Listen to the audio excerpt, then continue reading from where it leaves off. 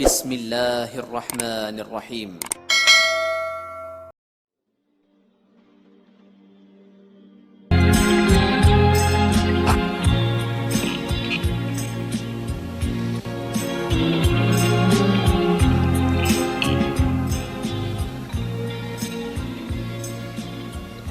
Bismillahirrahmanirrahim. Assalamualaikum warahmatullahi wabarakatuh.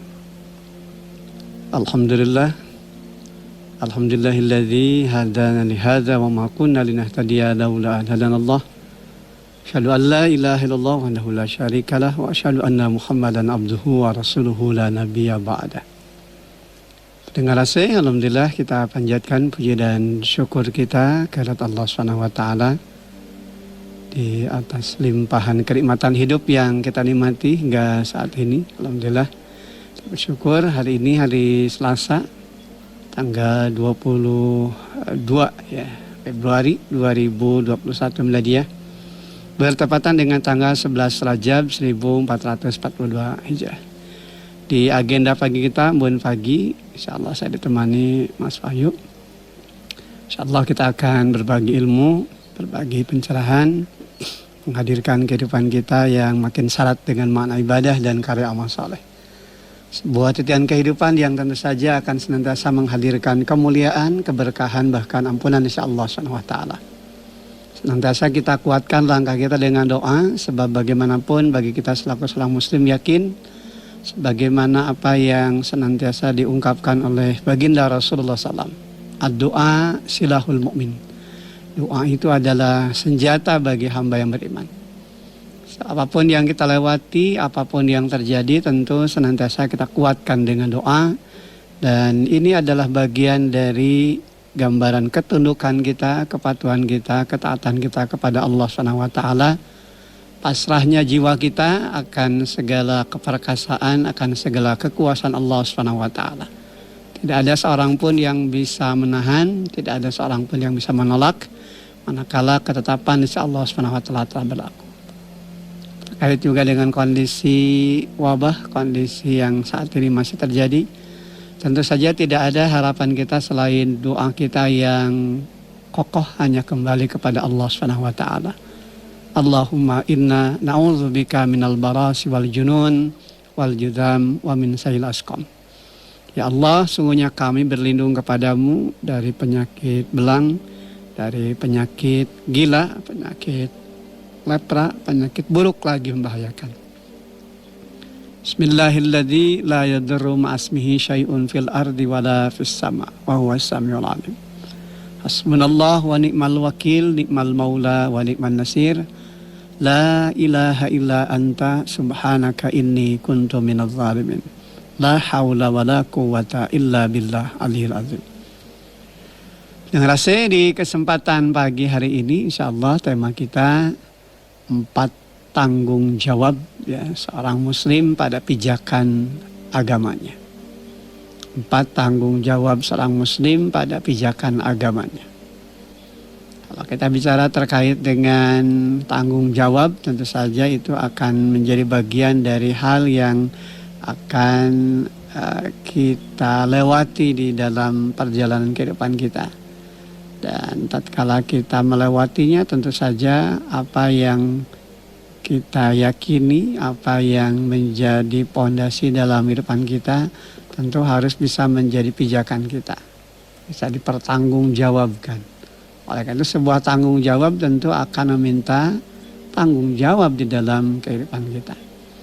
Nah, insyaallah di kesempatan pagi hari ini kita akan kupas itu ya, 4 tanggung jawab seorang muslim pada pijakan agamanya. Jadi ada 4 hal sekurang-kurangnya yang menjadi bagian dari tanggung jawab yang tentu nanti akan dipertanggungjawabkan di hadapan Allah Subhanahu wa taala terkait dengan apa yang menjadi dasar pijakan keyakinannya. Yang pertama al-yaqin, ya kan? Al-yaqin, yakni keyakinan yang mantap yang menghindarkan dirinya dari segala bentuk keraguan-raguan. Jadi seorang muslim terhadap pijakan agamanya tentu saja harus didasarkan kepada keyakinan yang kuat, keyakinan yang mantap. tidak boleh ada syak ya, tidak boleh ada keraguan-raguan. Sebab manakala ada keraguan ya di situ berarti ada sesuatu yang kemudian bisa menjatuhkan pondasinya. Ya ibarat bangunan begitu ya, kalau kemudian bangunan tersebut tidak menggunakan pondasi atau kalaupun toh menggunakan pondasi ternyata bahan-bahan yang digunakan untuk pondasi itu ya sekedarnya saja, seadanya saja, bahkan kemudian dilakukan dengan ketergesa-gesaan begitu kan, dalam memberikan penguatan bagi sebuah bangunan, maka tentu pada saat nanti akan dihuni kadangkala juga timbul keraguan-raguan apakah pondasi bangunan atau rumah ini akan kuat menyangga begitu kan, hal yang kemudian nanti bisa membuat kita nyaman berada dalam rumah tersebut. Manakala kita sudah ragu terkait dengan pondasi yang ada pada rumah tersebut ya tentu nanti akan timbul kegelisahan gitu kan, akan timbul ketidaknyamanan, akan timbul ketidaktenangan. Nah, demikian juga halnya pendengar asing terkait dengan keyakinan hidup. Manakala apa yang terbangun dari prinsip hidup itu tidak berlandaskan kepada keyakinan tapi justru malah diawali dari keraguan-raguan begitu kan, dan terus begitu kan mendera hidupnya dengan keraguan-raguan, maka pasti dia akan dihimpit hidupnya itu dengan kegelisahan, akan dihimpit dengan ketidaktenangan, ketidaknyamanan terkait dengan apa yang dijalani. Di dalam Al-Quran surah Al-Hujurat surah yang ke-49 ada ayat yang ke-15 ya. Ini dijelaskan terkait dengan makna bahwa seorang muslim ini memiliki tanggung jawab pada pijakannya terkait dengan hal pertama, yakni harus tumbuh keyakinan yang mantap di dalam dirinya. Di Al-Hujurat ayat ke-15 difirmankan oleh Allah, innamal mu'minuna alladzina amanu billah wa rasulih summa lam yartabu wa jahadu bi amwalihim wa anfusihim fi sabilillah ulaika humus shadiqun. Sesungguhnya orang-orang mukmin yang sebenarnya adalah mereka yang beriman kepada Allah dan Rasul-Nya, kemudian mereka tidak ragu-ragu dan mereka berjuang dengan harta dan jiwanya di jalan Allah. Mereka itulah orang-orang yang benar. Ini hal pertama yang tentu harus senantiasa menjadi pijakan dari sebuah tanggung jawab seorang muslim kepada pijakan agamanya. Al-yakin, yakni keyakinan yang mantap. Tidak boleh dia ragu kepada agamanya, ya, jangankan di dalam pelaksanaannya, begitu dalam lintasan pikiran pun tidak boleh ada keraguan tersebut. Kenapa? Sebab kalau orang sudah ragu dengan keyakinan, dengan pijakan agamanya, ya gampang begitu ya diseret-seret, gampang kemudian diarahkan kepada perkara-perkara yang kemudian menjadikannya penuh dengan perilaku-perilaku yang makin menggoyahkan keimanannya. Dan di saat seperti itu tentu saja demikian mudah setan datang, dan dengan sendirinya tentu saja setan akan mudah menggelincirkannya. Oleh karena itu keimanan ini memang menjadi pondasi bagi seorang muslim, ditandai dengan kesadaran diri bahwa mereka harus beriman kepada Allah, beriman kepada Rasul-Nya. Kemudian mereka tidak ragu, ya kan?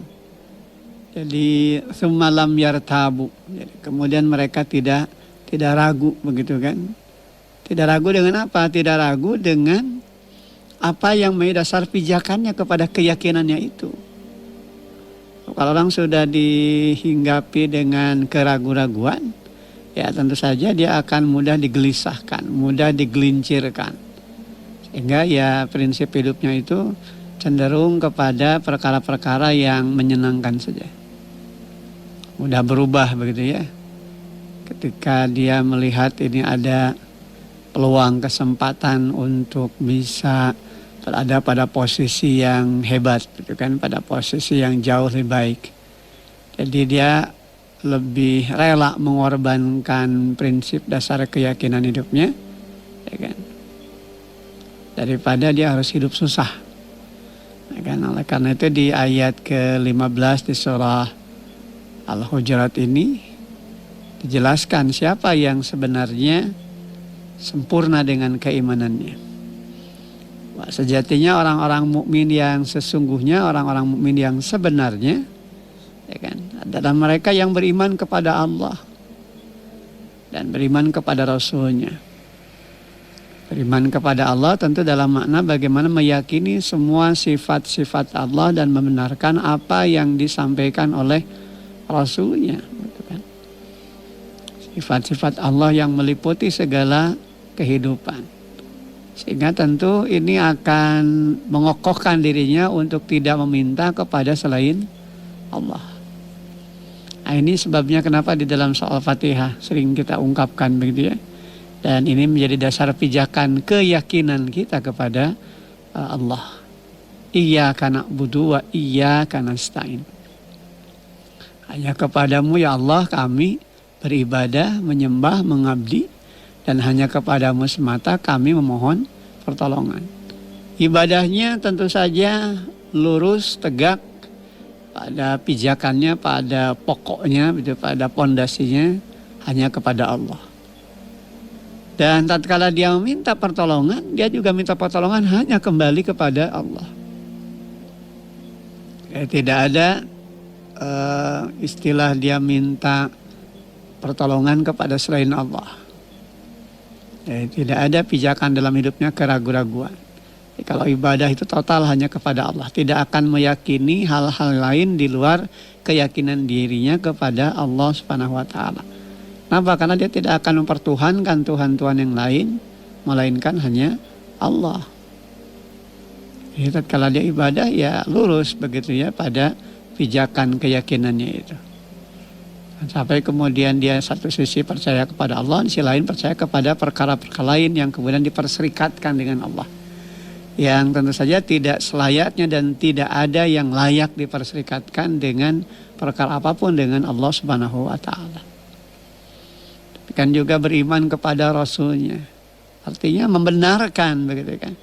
Dan mengikuti ittiba, mengikuti apa yang digariskan, apa yang dicontohkan dalam kehidupan Rasulullah SAW. Nah ini juga maknanya sangat luar biasa bahwa mereka yang mengikuti apa yang disampaikan bahkan apa yang dipraktekkan dalam kehidupan Rasulullah SAW tentu saja memiliki sebuah gambaran untuk hanya melaksanakan apa yang memang disampaikan dan apa yang dicontohkan.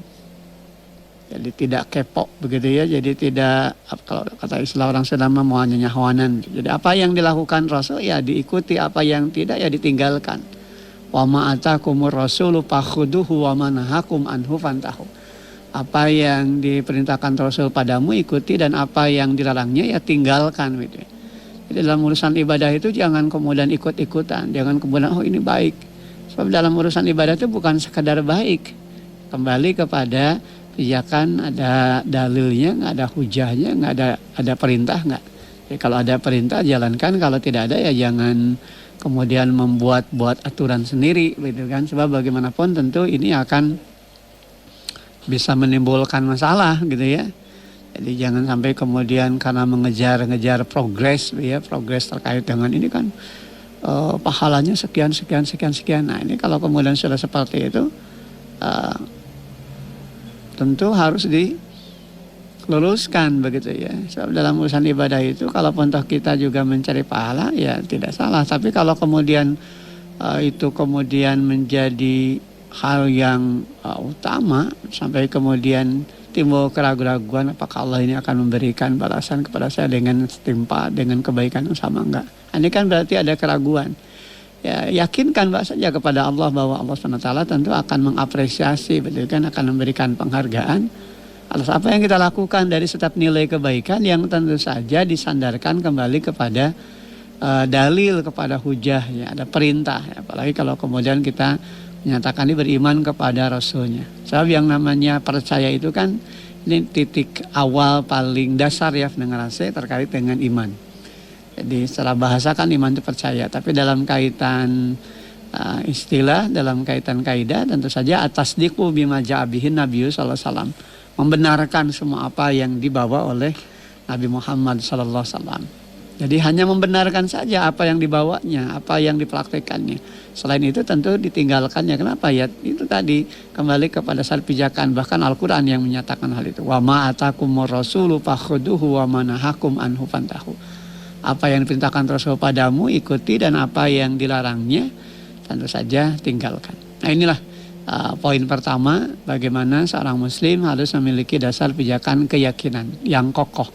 Tidak disandarkan kepada keraguan-raguan, bahkan memang harus menghindarkan diri dari keraguan-raguan tersebut. Jadi tatkala dia juga senantiasa beriman kepada Allah dan Rasul-Nya, kemudian dia juga tidak ragu, kemudian mereka berjihad di jalan Allah dengan hartanya, dengan jiwanya. Ulaika humus shadiqun, mereka itulah orang-orang yang benar. Ini pijakan pertama dengan rasa terkait dengan tanggung jawab ya seorang muslim terhadap pijakan agamanya. Kemudian hal yang kedua ini terkait dengan at-taslim. At-taslim itu bermakna berserah diri. Ya, dan ini tentu saja memiliki saripati dalam kaitan pemaknaan yang sangat luar biasa, bahwa at-taslim itu tentu saja harus betul-betul dimaknai kepasrahan yang total pada aturan-aturan Allah. Ya, kalau sudah menyatakan diri menjadi seorang muslim, ya total begitu ya kepasrahannya kepada aturan Allah. Dan dia tidak akan bergeser dari aturan-aturan yang ada begitu ya. Jangan sampai kemudian dia digelincirkan oleh aturan-aturan lain yang justru malah bertentangan dengan aturan Allah dan Rasulnya. Nah, ini kita bisa baca di surah Ali Imran ya, surah yang ketiga di ayat yang ke-83. Afa ghaira dinillah yabghuna walahu aslama man fis samawati wal ard tau'aw wa karha wa ilaihi yurja'un. Maka mengapa mereka mencari agama yang lain selain agama Allah, padahal apa yang di langit dan apa yang di bumi berserah diri kepadanya, baik dengan suka maupun terpaksa, dan hanya kepadanya mereka dikembalikan. Jadi berserah diri itu total hanya kepada Allah, dalam makna ya kembali kepada apa yang telah diatur oleh aturan-aturan Allah Subhanahu wa taala. Sehingga tidak akan mencari lain dari perkara-perkara yang kemudian dicari-cari begitu ya dari keyakinan hidup. Jadi dia hanya akan bersandarkan, akan berlandaskan kepada pijakan al-Islam begitu kan. Tidak akan mencari keyakinan-keyakinan lain selain dari keyakinan Islam. Bagi kita selaku seorang muslim yakin inna dina indallah Islam. Tidak, sesungguhnya agama di sisi Allah itu adalah Islam ya. Jadi ini yang memang harus selalu terbangun dalam diri kita, tidak boleh ragu. Ini kan pondasi yakin dari ikatan akidah ya, pengikat, penguat. Jadi tidak ada aturan yang akan menyelamatkan manusia dari dunia dan akhirat dan akan menjaminnya dengan keselamatan, ya tentu saja kembali kepada pijakan Islam. Nah, sekali lagi dia tidak akan mencari aturan hidup yang lain selain aturan hidup yang telah ditetapkan oleh Allah Subhanahu wa taala. Oleh karena itu Al-Qur'an itu menjadi pijakannya, jadi petunjuknya, jadi pedomannya yang akan membimbingnya. Kalau sudah jadi petunjuk, tentu dia tidak akan kehilangan arah, dia tidak akan tersesat. Orang Sunda moal kasasar hirup, moal kasasar lampah, moal ngejauh lampah gitu kan. Nah, ini harus senantiasa diingatkan kembali di dalam pijakan keyakinan kita. Jadi kalau sudah bicara terkait dengan aturan, ya ikuti aturan Allah. Karena memang inilah yang tentu akan membawa kita kepada garis keselamatan, kemaslahatan hidup baik di dunia maupun di akhirat. Jadi pondasi yang kedua itu adalah taslim. Jadi bagian dari tanggung jawab seorang muslim atas pijakan agamanya gitu kan. Jadi tidak hanya sekedar al-yakin, tidak sekedar keyakinan yang kokoh, tapi juga harus ada at-taslim ya kan. Jadi berserah diri, kepasrahan diri hanya total kepada aturan-aturan Allah dan meyakini bahwa tidak ada aturan yang hebat, tidak ada aturan yang bisa menyempurnakan hidup dan kehidupannya. Bahkan meyakini tidak ada aturan yang bisa mengeluarkannya dari berbagai problem-problem di dalam kehidupan, melainkan kembali kepada aturan-aturan Allah gitu kan. Ya, kalau kita pijak kembali kepada apa yang terjadi kan dalam kondisi hari ini. Ketika kita berhadapan dengan wabah, berhadapan dengan musibah. Kalau kita senantiasa berserah diri kepada Allah, senantiasa taslim begitu ya, berpasrah diri kepada Allah, tentu maknanya dia juga akan berusaha untuk berikhtiar. Bagaimana Al-Quran dan Sunnah juga menjabarkan akan itu. Sehingga dikuatkan dengan doa. Tidak hanya sekedar kemudian kita ini protektif dengan hal-hal yang disandarkan kepada prokes begitu ya, prosedur kesehatan, bahkan disebut dengan protap begitu ya, prosedur tetap kesehatan. Tapi juga ada protap keimanan, kan ada prosedur tetap dengan keimanan. Jadi kalau kesehatannya dimantapkan, ya tentu saja juga keimanan juga harus dimantapkan, dikuatkan juga. Jadi akan percuma begitu ya kalau kemudian protap kesehatannya dijalankan, kemudian berbagai himbauan diberikan, tapi kemudian tidak dikuatkan dengan keimanannya. Kalaupun toh kemudian diberikan imun berupa nutrisi dan gizi yang bagus, tapi kalau kemudian keimanannya dirusak, pikirannya dirusak, ya dia akan drop begitu kan. Kalau sudah dalam kondisi drop ya secara fisik, secara psikis juga kan, jadi mentalnya akan terganggu. Jadi ini yang kadang-kala menjadikan orang mudah terpapar, mudah terkena ya loba kasieun, boka keung gitu kan. Ya, kalaupun tahu kita sudah melakukan protek begitu dengan kesehatan kita, dengan imun kita, dengan makanan yang bergizi, dengan nutrisi yang bagus. Kalau kemudian tidak ditunjang dengan keimanan, tidak ditunjang dengan pemikiran yang positif, ya rusak. Apalagi berita-berita kan berseliweran, kadang-kadang juga menimbulkan berita-berita yang syak, yang meragukan ya. Ya istilah di dalam kehidupan kita hari kan dengan istilah hoax, gitu kan, yang berita-beritanya tidak bisa dipertanggungjawabkan, berita-berita bohong, gitu kan, yang kemudian ketika didengarkan atau ketika dibaca makin menimbulkan rasa tidak tenang, rasa tidak nyaman. Maka sesungguhnya kalau kita kembali kepada aturan Allah dan berpasrah total kepada aturan Allah, insya Allah kita akan terbebas, kita akan terhindar dari segala bentuk keraguan-raguan, ya termasuk juga akan terbebas dari segala bentuk keresahan di dalam hidup. Nah, kemudian yang ketiga pendengar AC, as-sam'u wa ta'ah, ya kan, as-sam'u wa ta'ah, mendengar dan taat. Jadi tidak sekedar mendengar tapi juga taat. Ada juga yang mendengar tapi tidak taat, ya kan.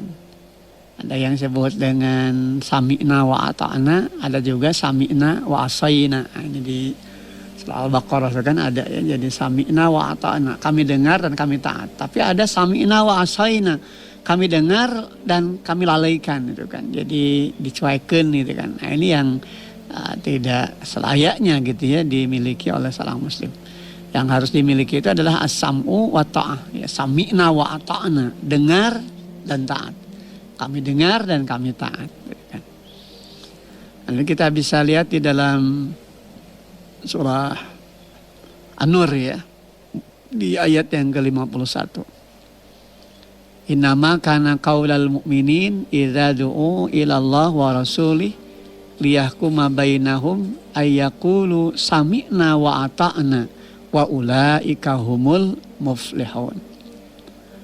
Hanya ucapan orang yang mukmin yang apabila mereka diajak kepada Allah dan Rasulnya agar Rasul memutuskan perkara di antara mereka, mereka berkata kami mendengar dan kami taat, dan mereka itulah orang-orang yang beruntung. Nah ini, jadi tanggung jawab seorang muslim terhadap pijakan agamanya yang ketiga ini adalah as-sam'u wa ta'ah. Jadi mendengar dan taat. Jadi tidak ada yang didengar, tidak ada yang ditaati dalam kapasitas agenda hidup yang secara total dia jalankan, melainkan kepada apa yang disampaikan Allah dan Rasulnya. Jadi siap mendengarkan, siap taat.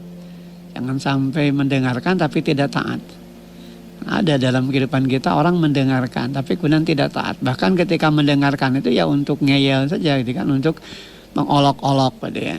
Biar nanti menyangka bahwa seakan-akan dia mendengarkan, seakan-akan dia patuh, pada sebetulnya dia sedang nyinyir, dia sedang mengolok-olok begitu ya. Nah, ini yang tentu tidak sepantasnya. Seorang muslim itu punya kepribadian yang berbeda dengan mereka-mereka yang tidak melandaskan kepada pijakan agamanya.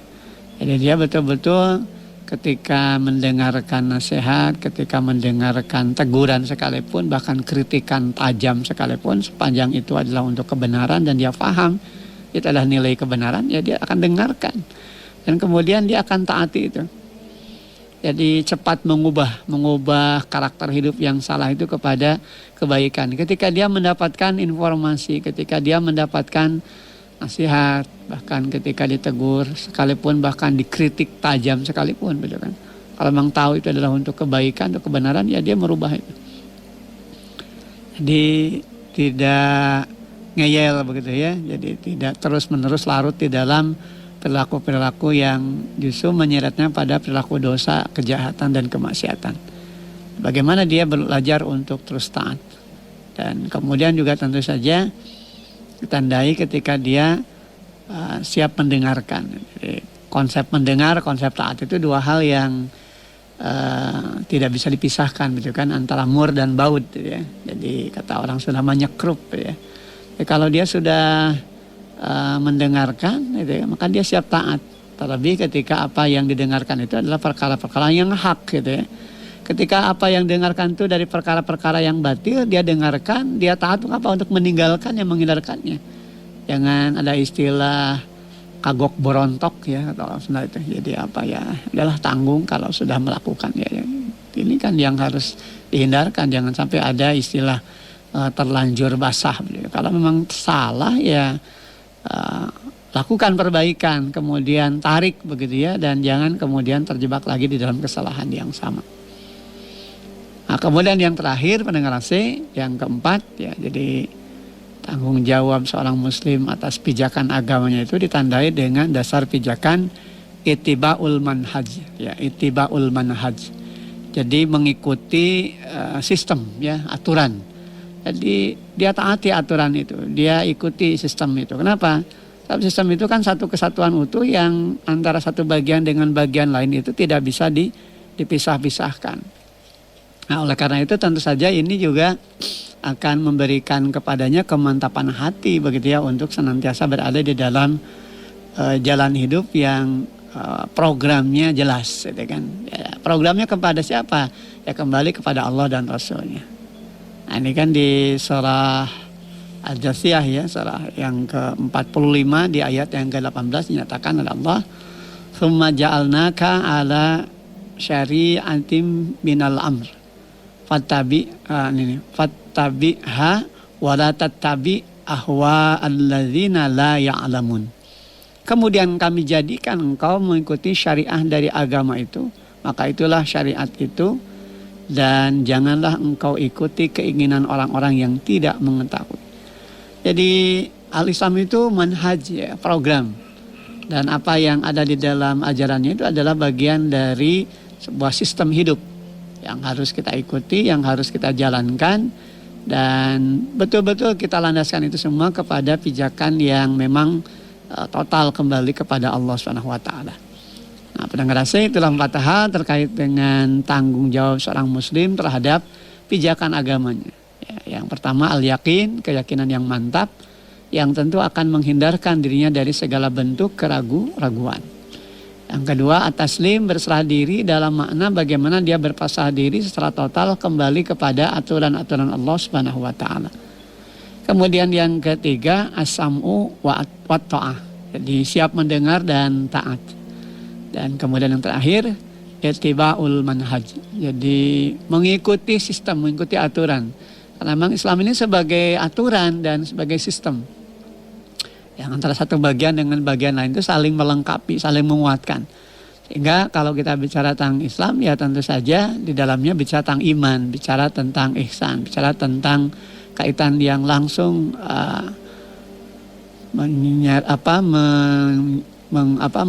mengkaitkannya dengan kaitan ketaatan yang total begitu ya kepada Allah Subhanahu wa taala. Nah, mudah-mudahan ini semua tentu senantiasa menjadi pijakan kita, dan tentu harus berusaha berjuang untuk memahami, menyadari tentang tanggung jawab ini. Karena kalau sudah menjadi seorang muslim ya dia terikat ya kan. Maka itu yang membedakannya. Kalau seorang itu belum menjadi seorang muslim, tentu dia tidak terikat dengan manhaj, tidak terikat dengan aturan, tidak terikat dengan program-program yang ada di dalam ajaran Islam. Jadi itu yang harus dipahami. Kemudian meninggalkan apa yang selama ini berada di dalam keyakinannya yang salah. Jadi harus betul-betul ditinggalkan keyakinan yang salah itu dan dia berpijak kepada keyakinan yang benar dan mengikuti aturan-aturan hidup itu sampai dia wafat, sampai dia diwafatkan oleh Allah Subhanahu wa taala dan dia menjaga keimanannya itu. Maka itu dalam Quran dikatakan wala tamutunna illa wa antum muslimun. Dan janganlah kau mati melainkan kau mati dalam keadaan berserah diri kepada Allah. Rasanya kita sudah berada di penghujung acara kita Bun Pagi. Mudah-mudahan apa yang dipapari kesempatan pagi hari ini senantiasa menjadi ilmu, senantiasa menjadi pencerahan di dalam hidupan kita. Selamat beraktivitas dan tentu saja semoga aktivitas kita selalu di dalam ridho, rahmat, berkah Allah Subhanahu wa taala dan kita senantiasa berada di dalam perlindungan insya Allah Subhanahu wa taala. Aqulu qouli hadza wa astaghfirullah li wa lakum walhamdulillahirabbil alamin. Assalamualaikum warahmatullahi wabarakatuh. Alhamdulillah